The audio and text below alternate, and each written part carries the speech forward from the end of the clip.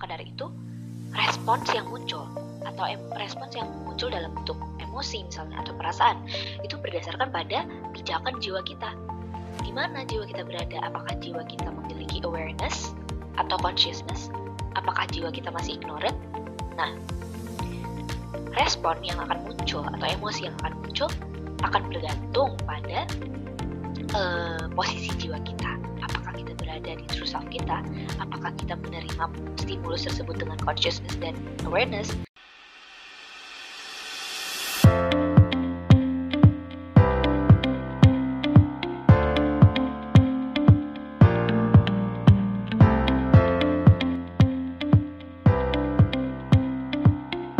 Bismillahirrahmanirrahim. Assalamualaikum warahmatullahi wabarakatuh. Selamat pagi, siang, sore, malam teman-teman semua dimanapun kalian berada. Semoga kalian selalu berada di dalam lindungan Allah Subhanahu Wa Taala. Nah, hari ini kita akan belajar sesuatu yang seru lagi nih. Tema hari ini adalah emosi dan pesan bijak yang sering kita abaikan dari emosi tersebut. Seperti yang sudah kita pelajari di minggu-minggu lalu, ketika kita sudah berpijak pada true self, kita bisa memahami pesan bijak dari rasa dan pikiran yang muncul. Kalau kita mengabaikan emosi atau pikiran yang muncul tersebut, pasti ada konsekuensinya kan. Sedangkan kalau misalkan kita menerima atau kita mencoba untuk memahami pikiran dan emosi yang muncul tersebut, ya pasti kita bisa mendapat apa sih makna atau apa sih pesan bijak yang mau Tuhan sampaikan kepada kita melalui emosi dan juga pikiran tersebut. Kita kan udah tahu nih, emosi, pikiran, rasa, atau feeling itu merupakan proyeksi kehidupan kan, bukan kehidupan itu sendiri. Harus diingat ya, kalau misalkan hal-hal seperti emosi, pikiran, rasa itu tuh merupakan proyeksi kehidupan gitu. Karena kenapa? Karena dalam kehidupan kita itu kan ada namanya stimulus dan respons. Jadi stimulus itu kan sesuatu hal yang berasal dari luar dong, kan namanya stimulus. Jadi ada sesuatu yang menstimulasi kita dari luar. Mungkin itu bisa peristiwa dalam kehidupan kita, bisa peristiwa yang baik dan yang buruk, tergantung bagaimana kita memaknainya kan. Nah, lalu ketika stimulus ini masuk atau stimulus ini kita receive, maka jiwa kita itu kan akan memaknainya, gitu kan. Nah, maka dari itu respons yang muncul atau respons yang muncul dalam bentuk emosi misalnya atau perasaan itu berdasarkan pada pijakan jiwa kita. Di mana jiwa kita berada? Apakah jiwa kita memiliki awareness atau consciousness? Apakah jiwa kita masih ignorant? Nah, respon yang akan muncul atau emosi yang akan muncul akan bergantung pada posisi jiwa kita. Apakah kita berada di true self kita? Apakah kita menerima stimulus tersebut dengan consciousness dan awareness? Nah, hal-hal seperti itu harus dipertanyakan ya. Apakah saat terjadinya momen stimulus dan respons itu ada consciousness atau tidak?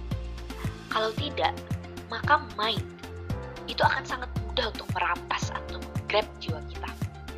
Nah, ketika mind sudah take control over us, ketika mind sudah mengkontrol diri kita, ketika pikiran kita sudah mengontrol diri kita, maka akan muncullah mind cloud, akan muncul emosi negatif, dan akan muncul ilusi maya yang akan berakhir pada suffering.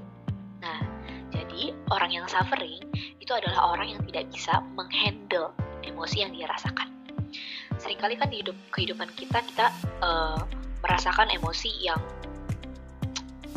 overwhelming kan, merasakan emosi yang sangat menenggelamkan kita pada mungkin kekhawatiran, kegelisahan, emosi-emosi yang membuat kita merasa tanda kutip tidak enak gitu. Conversely atau sebaliknya, orang yang menghandle emosi dengan consciousness dan awareness, dia akan dia dapat mengekstrak pesan bijak yang dikirimkan melalui emosi tersebut atau pikiran tersebut. Apakah dalam setiap emosi dan pikiran yang muncul selalu terdapat pesan bijak? Itu menjadi pertanyaan. Kebanyakan dari kita itu sering mengabaikan pesan bijak yang dikirimkan melalui emosi dan pikiran tersebut. lumrah jika dalam menjalankan kehidupan ini terdapat perbedaan. Mungkin perbedaannya dapat muncul dalam bentuk perbedaan pendapat. Kalau misalkan kita sama teman kita, sama keluarga, itu kan seiring berjalannya waktu, seiring kita tinggal bersama mereka, seiring kita menjalani kehidupan bersama mereka, pasti kan ada perbedaan pendapat, perbedaan ketertarikan, perbedaan pandangan yang mungkin bisa berujung pada pertengkaran dan memunculkan emosi yang sangat overwhelming, sehingga kita tidak dapat berpikir secara logis. Nah, teman-teman pasti pernah kan mengalami kejadian seperti itu. Nah, itu adalah hal yang sangat lumrah gitu loh di kehidupan kita. Kalau misalkan kita mengalami emosi yang sangat overwhelming banget pada saat kita bertengkar sama orang terdekat kita, teman kita, gitu. Sehingga kita tidak dapat menggunakan pikiran logis kita gitu untuk menghandle emosi atau menghandle situasi tersebut. Apa makna dan tujuan adanya emosi dalam kehidupan kita kalau kayak gitu? Dan mengapa emosi itu bisa lebih kuat daripada pikiran logis kita atau rasio kita? Berdasarkan dari perspektif sains ya. Jadi serabut saraf yang berasal dari bagian otak atau sistem limbik yang menangani emosi itu ternyata lebih banyak jumlahnya yang menuju bagian otak untuk berpikir daripada sebaliknya gitu. Daripada dari otak yang berpikir ke emosi. Jadi serabut di otak yang menangani emosi menuju bagian otak yang menangani rasio atau menangani kegiatan berpikir atau kognitif itu lebih banyak daripada arah yang sebaliknya dari berpikir ke menangani emosi. Nah, jadi itu salah satu alasannya. Dan alasan yang lain adalah emosi itu terletak di subconscious kita kan, atau pikiran bawah sadar. Dan kita tahu bahwa pikiran bawah sadar kita itu mempengaruhi diri kita 9 kali lebih kuat daripada pikiran sadar kita gitu. Jadi semua hal yang kita lakukan, emosi yang muncul, pikiran yang muncul itu sebagian besar dipengaruhi oleh pikiran bawah sadar kita daripada pikiran sadar kita. Maka dari itu emosi itu kalau kita tidak bisa mengendalikannya, kalau kita belum bisa mengendalikannya, itu akan menjadi lebih kuat dibandingkan logika. Atau emang pada dasarnya emosi itu memiliki kekuatan yang lebih besar daripada logika. Kalau misalkan kita merasa senang atau bahagia, itu pasti artinya ada kebutuhan emosi kita yang sudah terpenuhi. Nah sebaliknya, kalau misalkan kita merasa sedih atau kita merasa khawatir, ya perasaan-perasaan yang membuat kita merasa tidak nyaman, itu artinya ada kebutuhan emosi yang belum kita penuhi. Maka dari itu, kalau kita memenuhi kebutuhan emosi kita, maka kita akan memiliki kehidupan yang bahagia. Jadi teman-teman harus tahu nih, ketika kalian mengalami ketika kalian merasakan emosi yang menurut kalian negatif, yang membuat kalian merasa tidak enak, membuat kalian merasa sedih atau merasa khawatir, gelisah, itu kalian harus tahu apa sih yang dibutuhkan oleh emosi kalian, yang dibutuhkan oleh jiwa kalian. Kalian harus mencari apa kebutuhan jiwa dan kebutuhan jiwa kalian, apa kebutuhan emosi kalian, apa yang mau emosi ini sampaikan ke aku gitu. Apa sih yang diri aku ini lagi inginkan gitu. Sebetulnya dia nih mau ngasih tahu apa sih ke aku gitu melalui emosi ini dan pikiran ini. Nah, ada dua cara untuk mensuplai emosi kita, untuk memenuhi kebutuhan emosi kita. Yang pertama itu dari insight from within ourselves, yaitu ada consciousness, ada awareness, ada rasa sabar. Karena dari insight pasti dia sedikit lebih susah untuk dikembangkan kan, atau sedikit lebih susah untuk produce gitu. Consciousness, awareness, dan rasa sabar ini merupakan hal-hal yang kita butuhkan mensuplai emosi kita atau memenuhi kebutuhan emosi kita. Nah, contohnya kayak gimana? Contohnya, misalnya,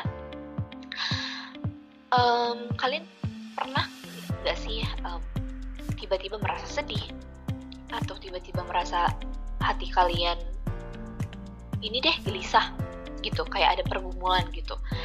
Nah, terus kalian jadi berlarut-larut dalam kesedihan, kalian kayak mendam di kamar atau kayak gimana. Dengan consciousness, dengan supply yang dari dalam, itu kalian bisa recognize gitu. Kalian bisa mengenal, ini rasa apa sih? Apakah ini, kenapa rasa ini bisa muncul gitu? Apa alasan rasa ini bisa muncul? Dan apa sebenarnya yang diri aku butuhkan untuk bukan menghilangkan ya, untuk menerima dan lalu melepaskan rasa sedih ini. Nah, itu kan dibutuhkan consciousness kan, dan rasa sabar untuk mengenali rasa sedih itu gitu. Kan untuk memahami diri kita sendiri membutuhkan waktu yang lama ya, bukan langsung bisa gitu memahami. Kita tuh sebenarnya lagi kenapa sih, kita tuh sebenarnya pengennya apa, itu kan membutuhkan waktu yang lama. Jadi kita juga membutuhkan rasa sabar untuk mensuplai emosi kita. Nah, kalau misalkan dari luar, ya contohnya seperti kalau misalkan kita lapar, ya makan. Kalau misalkan kita haus, ya minum. Ya, hal-hal yang seperti itu. Hal-hal yang seperti itu bisa mensuplai emosi kita. Jadi, ada suatu quote yang berbunyi, "Your heart often knows things before your mind does." Jadi, sebetulnya hati kita itu sudah tahu apa yang kita rasakan, atau apapun, segala hal. Hati kita tuh sudah tahu sebelum pikiran kita mengenalinya, sebelum pikiran kita tuh tahu gitu, bahkan sebelum pikiran kita bisa memproses informasinya. Hati kita tuh udah tahu, seakan-akan memang informasi itu udah ada. Kita tuh selama ini udah tahu gitu informasi itu. Nah, maka dari itu kita harus mengenal emosi dan perasaan kita. Kita harus menggunakan hati kita untuk mengenal emosi dan perasaan kita.